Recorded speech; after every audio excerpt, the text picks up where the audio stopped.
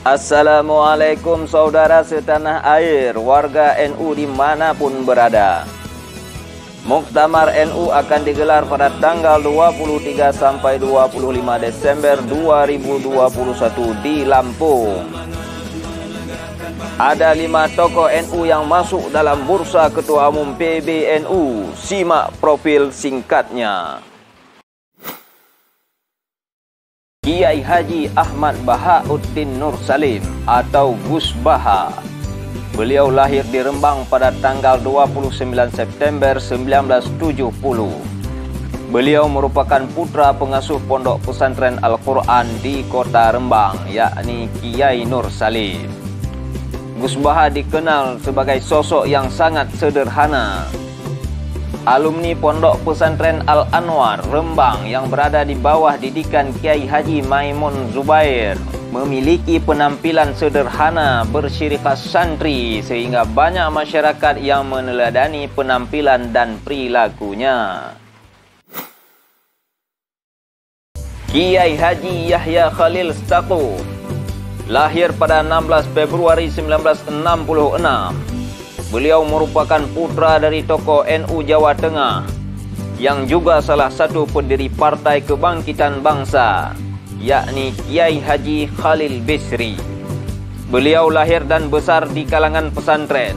Pernah menjadi juru bicara Presiden RI yang keempat, yakni Kiai Haji Abdul Rahman Wahid atau Gus Dur.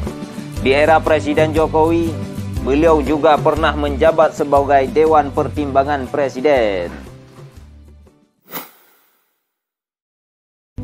Kiai Haji Hasan Mutawakkil Ilallah lahir di Probolinggo pada tanggal 22 April 1959. Beliau merupakan alumni Pondok Pesantren Lirboyo Kediri dan berada di bawah asuhan Kiai Haji Mahrus Ali.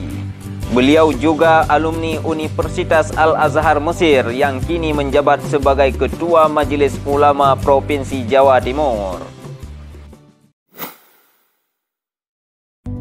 Kiai Haji Marzuki Mustamar, tokoh NU kelahiran Blitar 22 September 1966 ini merupakan seorang anak kiai yang dihormati di wilayahnya.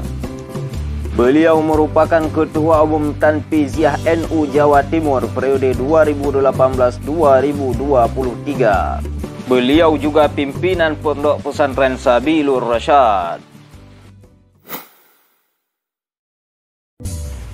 Kiai Haji Said Aqil Siraj lahir pada tanggal 3 Juli 1953 di Cirebon, Jawa Barat.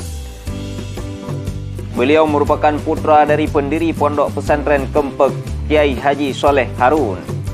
Alumni Universitas King Abdul Aziz dan Universitas Ummul Qura Mekah ini merupakan Ketua Umum PBNU 2 periode, yakni periode 2010 sampai 2015 dan periode 2015 sampai 2020.